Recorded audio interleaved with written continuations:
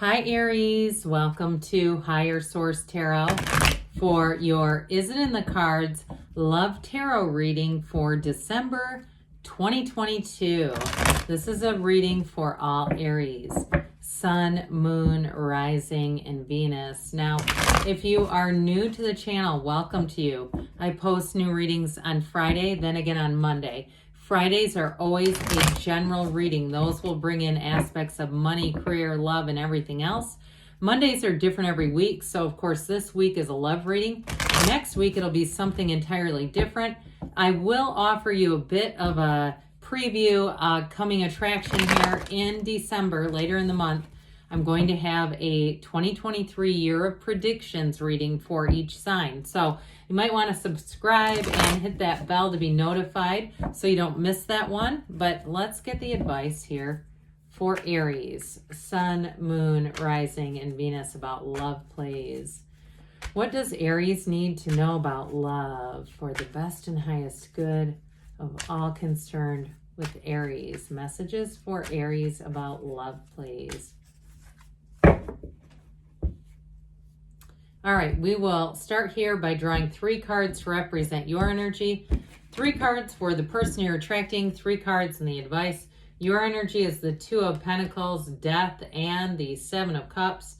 Their energy is the Queen of Pentacles, the Sun, and the King of Swords.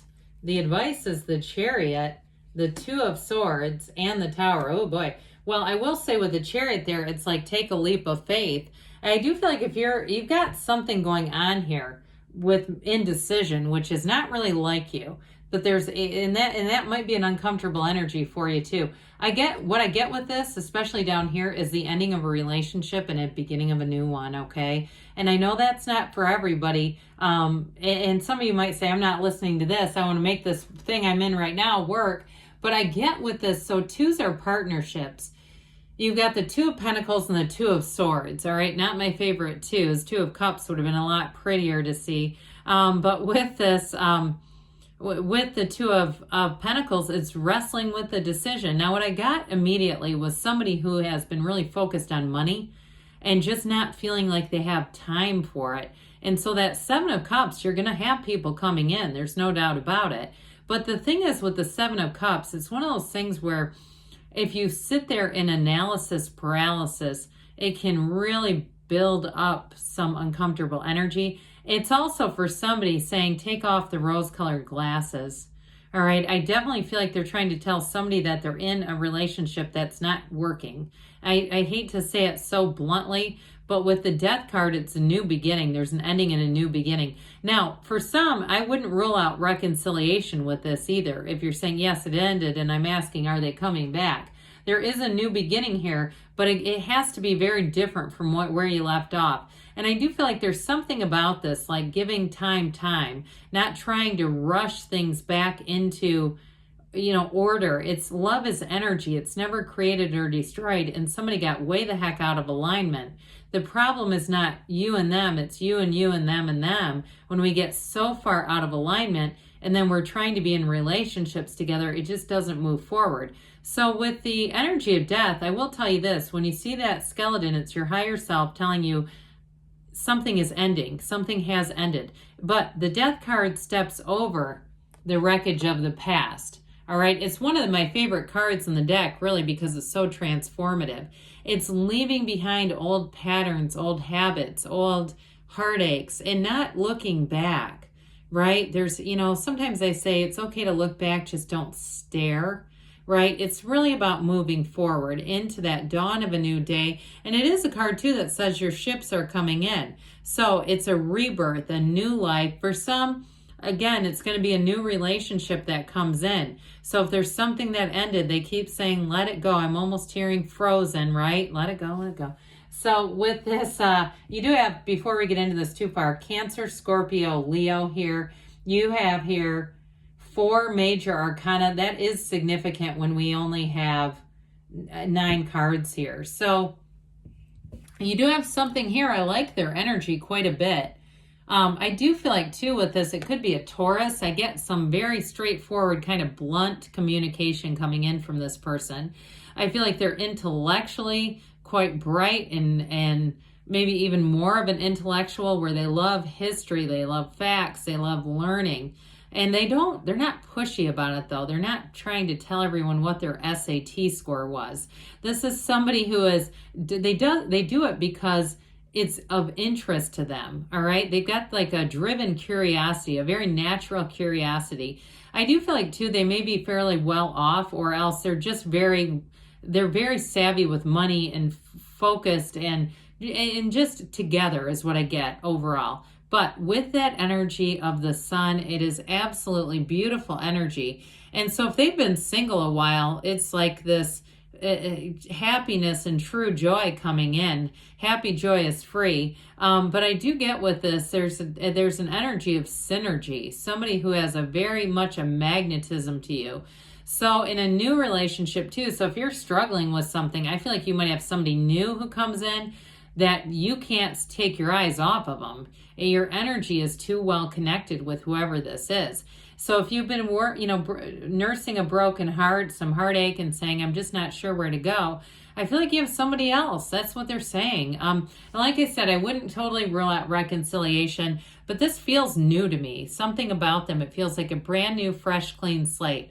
Somebody that can move forward. This is a very mature energy too, by the way. Kings and queens are masters of the suit. So we've got that master of honesty and communication. And of course, the manifester of material things, but manifesting in general here. So I do feel like also they feel like you're the real deal. You're the complete package, Aries. And so with that Queen of Pentacles, it's stability in all areas of life. That's what it represents for them.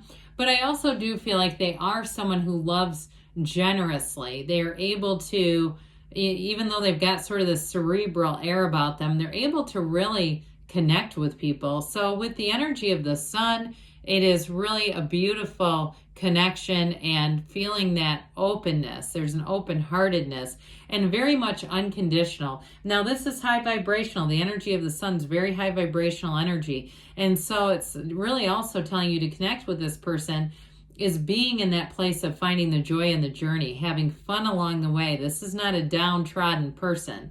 You know, there's nothing worse than two people who are down on their luck that start a relationship. Egad. But this is quality.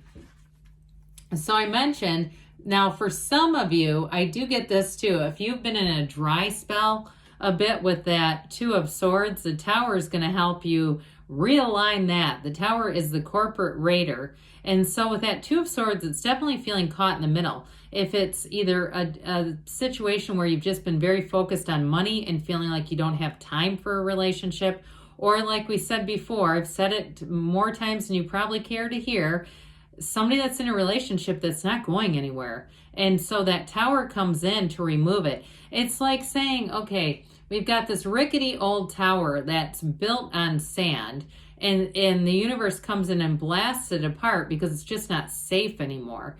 And so from there, you don't just leave a hole. The nature abhors a vacuum. So with the Tower energy, something beautiful is built in its place. When the Chariot shows up, it is telling you you're going to meet somebody important. The Chariot too, in whoever you're attracting, they have a very protective, stable energy. You have it with the Chariot as well. It's law of attraction energy, bringing heaven to earth. And so with the Chariot's energy, I do feel like the communication is going to be very clear. And I feel like too, you're going to be on an adventure with this person. It's travel. It's moving forward in a very solid, stable way. So there's no insecurity here with the Chariot. When you see the Chariot in any reading, it's telling you it's a successful outcome.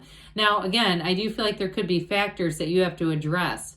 For some of you, it's a relationship that you know is not going in the right direction, and it's time to meet somebody new, or others of you may have already met this person. Now, for those of you that it's reconciliation, you have to completely disconnect with those past issues in order to move forward with the Chariot energy here. So let's see here what the angels want you to know about love, Aries. Messages for Aries about love, please. All right, what else does Aries need to know about love?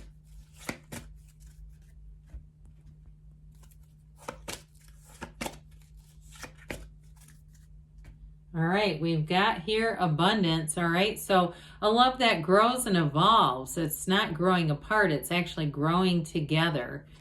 We've got here success. This always reminds me of the Chariot. So I definitely feel like there's something about that Chariot energy that's going to be very important. It's having a field of influence and protection around you. You have here compromise. So for some of you with reconciliation, this is important. All right, it's about being able to let go of the past and move forward together. Now you've got a year from now, and I know reconciliation people are probably like doubled over when you see this, like, no. But I do feel like it's really saying you're going to be in a completely different place with love in a year from now. I mean, significant change is going to happen because they give you a yes, okay? You can have, do, or be anything, Aries. I love you, and I'll be back again soon.